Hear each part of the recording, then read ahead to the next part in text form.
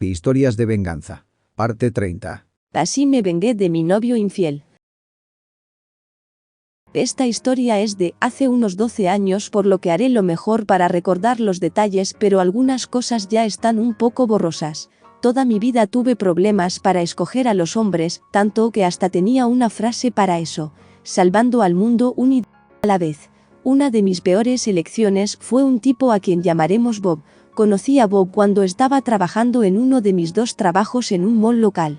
Él trabajaba en otro lugar de ese mismo mall, por lo que conectamos y pronto ya estábamos en una relación. Unos meses después de que venció mi arrendamiento, nos fuimos a vivir juntos, lo que obviamente fue un error, pero yo era ingenua y estaba sola. Pronto empezaron a florecer las red flags. Él decía cosas que simplemente no estaban bien. Cosas como que solo existían 4 continentes y que los demás le pertenecían al gobierno marciano, por lo que no contaban, etc. Y cuando lo cuestionabas, él le sacaba la vuelta hasta que estabas de acuerdo con él o se dejaba de hablar del tema. Pero lo peor de todo era su dejadez extrema. Nunca había visto a alguien más flojo en mi vida.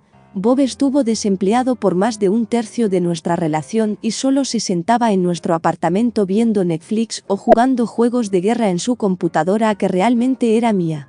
Él nunca limpiaba, dejaba sus platos sucios y toda la porquería en cualquier superficie y se bañaba quizás una vez a la semana. El olor que se impregnaba en mi apartamento solo podía ser descrito como tan repugnante que fácilmente asquearía a un gusano. Yo le preguntaba varias veces a la semana sobre su búsqueda de trabajo solo para que le saque la vuelta al tema o que me invente 1000 excusas como: no tengo carro, ¿cómo iré ahí? El autobús no va hasta allá, el internet se cayó por lo que no pude enviar mi currículum, etcétera, etcétera.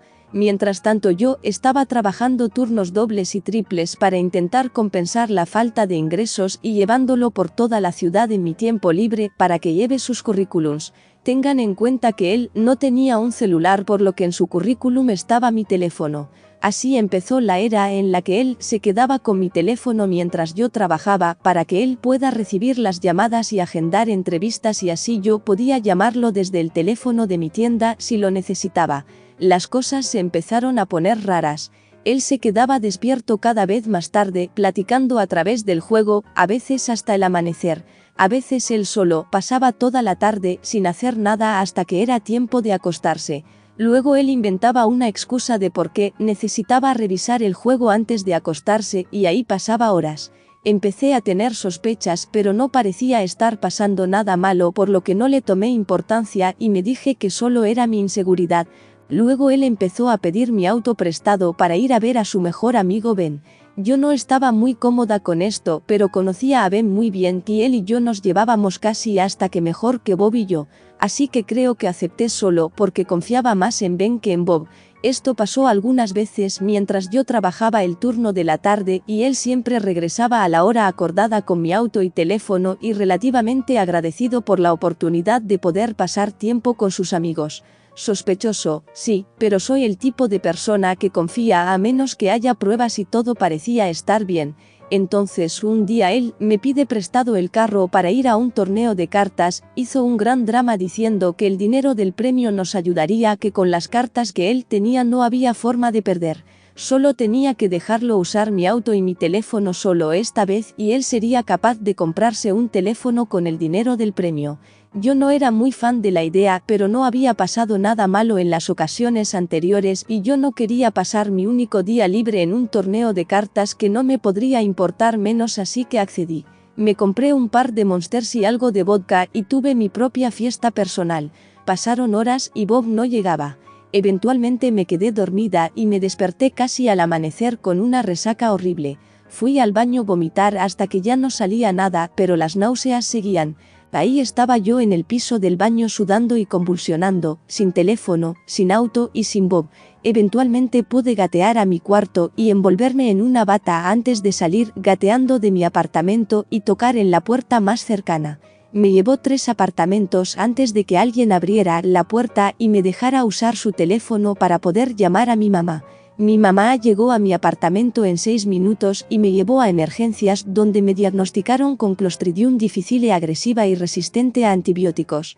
Bob finalmente llegó esa tarde con mi teléfono y las llaves de mi auto en la mano con una mirada de preocupado y disculpándose mucho, pero mi mamá lo odió desde ese momento. En unos días salí del hospital y volví al trabajo, pero eso fue el principio del fin. Durante estos últimos meses batallamos mucho debido a su falta de ingresos y sus malos hábitos de gasto. Tuvo trabajos y perdió trabajos durante toda nuestra relación, pero la gota que derramó el vaso fue un trabajo que le conseguí literalmente a 3 edificios de mi trabajo. Era una empresa de renta de muebles y electrónicos y yo conocía a la mayoría de los empleados y al de recursos humanos, ya que ellos eran clientes regulares de mi establecimiento de café. Él aceptó un trabajo como repartidor.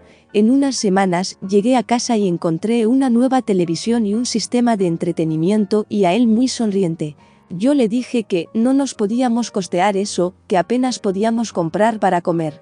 Él me habló de sus increíbles descuentos de empleado y me aseguró que no era la gran cosa, pues las rentas se las descontarían de su cheque. Yo estaba muy molesta.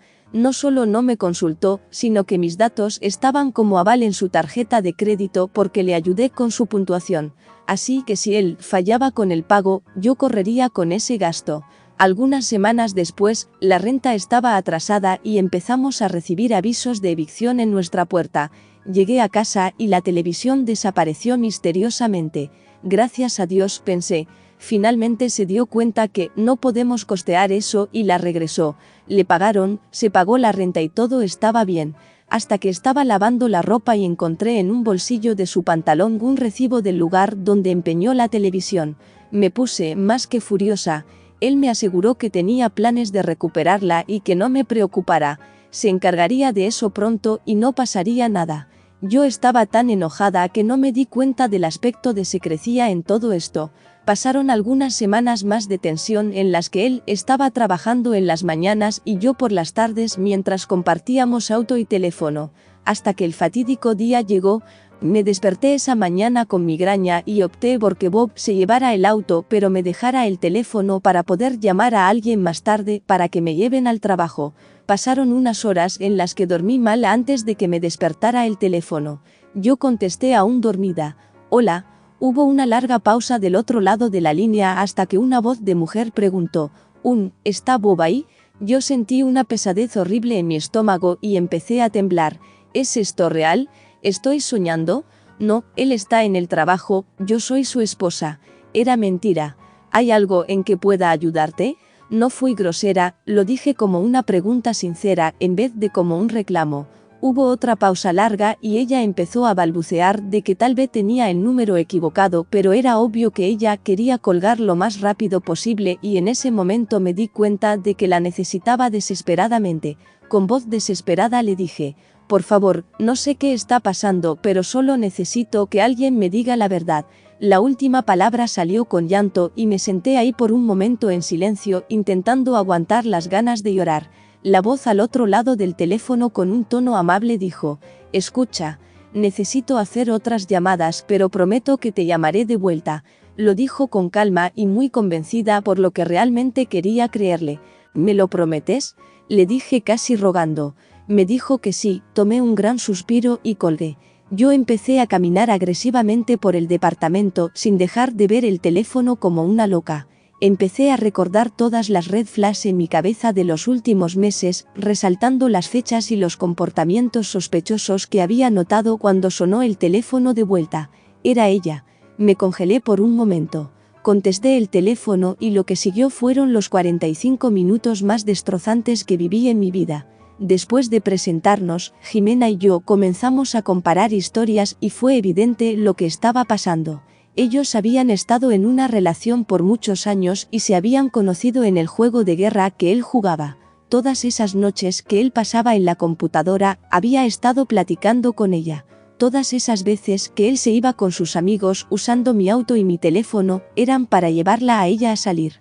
Esa vez que desperté enferma, él estaba con ella. Pero se pone mejor. ¿Tú tienes un pequeño collar de un colibrí? Yo le contesté que sí. Mi abuela me lo dio en mi cumpleaños 27 y lo amo, y ella me dijo, ¿de verdad?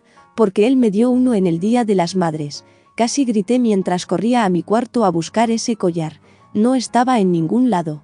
estaba en el cuello de ella. Nos dimos cuenta que él no solo le estaba regalando a ella mis cosas, sino que la había llevado a mi apartamento fingiendo que era de él. Yo no quería creer que él fuera capaz de hacer algo tan cruel e irrespetuoso cuando yo lo dejé exprimirme por 3 años. Desafortunadamente ella me describió el departamento tal cual es. Incluso me dijo que él sacó mi caja secreta de abajo de la cama y ofreció usar mis juguetes con ella. Ella dijo que eso le pareció raro y le dijo que no, pero de igual forma yo los tiré por puro asco. Finalmente ella dijo las palabras que yo no sabía que quería escuchar. ¿Sabes qué deberíamos hacer? Deberíamos vengarnos juntas. En ese momento mi cabeza se puso como loca. Sí, debíamos hacerlo. Yo era una mezcla de furia, adrenalina y desesperanza, por lo que no pensaba bien. Llamé a un compañero de trabajo llorando y le rogué que me diera un aventón.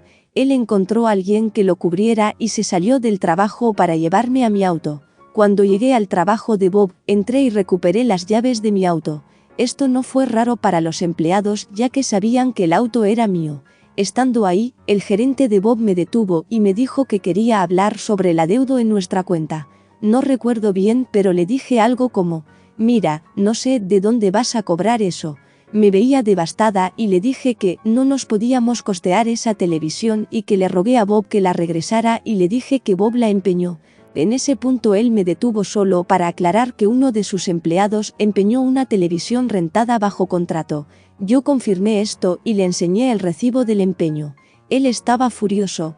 Al parecer eso es ilegal, pero él me aseguró que si puedo recuperar la televisión y llevársela, él rompería el contrato sin ninguna penalización.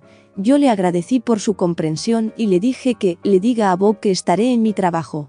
Mi corazón estaba latiendo muy fuerte. ¿Qué le iba a decir? ¿Qué iba a decir él? ¿Jimena llegaría ahí antes que él?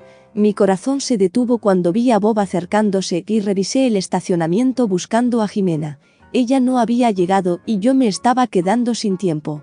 Él tocó la puerta mientras se veía que le faltaba el aire y con culpa, y yo solo me le quedé viendo. Yo caminé afuera para encender un cigarrillo sin estar segura de qué le iba a decir y él me siguió sin decir ni una palabra. Él empezó con: no es lo que parece y todo es un terrible malentendido, y yo solo lo dejé hundirse más y más en sus mentiras. Yo escuché, asentí con la cabeza y fingí entenderlo hasta que un auto llegó. Jimena se estacionó justo enseguida de donde estábamos y salió de su auto. Hola Bob, ¿cómo estás? Bob se puso pálido, agachó la cabeza y se sentó en la banqueta sin decir nada. Jimena y yo nos saludamos dándonos la mano incómodamente antes de devolver nuestra atención a Bob. Jimena empezó a reclamarle sus mentiras y engaños y yo me quedé ahí en silencio, interviniendo cuando era necesario, pero mayormente en shock. Después de 20 minutos de esto, finalmente reuní el coraje para hablar. Terminamos y no quiero volver a verte. Empacaré tus cosas y tu hermana puede hablarme en unos días para recogerlas. Dame tu llave. Estiré la mano y lo miré. No hasta que saque mis cosas, entonces te daré tu llave. Yo intenté discutir, pero él se negó y usó su gran tamaño a su ventaja, sabiendo que yo no tendría oportunidad físicamente. Entonces se volteó y se fue a su trabajo. Jimena y yo hablamos por un rato más antes de que me devolviera mi collar de colibrí y se fuera. Me quedé ahí sola, viendo a la nada, intentando ordenar mi mente con todo lo que había pasado, y lloré. Lloré mucho. Con nadie más a quien acudir, llamé a mi mamá. En el momento en que contestó yo, desaté esta tormenta de palabras que eran mitad lloridos y mitad gritos. Ella me dijo: quédate ahí, voy para allá. Dios bendiga a mi mamá. En poco tiempo, mi padre y madre llegaron en la camioneta de mi padre. Mi mamá salió a consolarme y abrazarme. Miré al asiento del conductor y vi a mi papá con la mandíbula apretada y un agarre fuerte en el volante mientras veía directo al frente. Diablos. Me llevaron a la casa de empeño y mis padres escribieron un cheque por más de $500 para sacar la televisión. Luego fuimos directo al trabajo de Bob y regresamos la televisión al gerente. Mientras el gerente hacía todo el papeleo, mi papá miró a Bob caminando por todo el estacionamiento y hablando por teléfono. Desafortunadamente no escuché la conversación, pero mi papá volvió con la llave de mi apartamento y con una mirada victoriosa. Creo que esto es tuyo, me dijo mientras me entregaba la llave y me daba un abrazo, y yo lloré un poco en su hombro. Mi papá me dio un apretón, un beso en la frente y me susurró al oído: lo van a despedir. Yo me enderecé para ver a mi papá, él sonrió y dijo: ahora no tiene trabajo ni casa.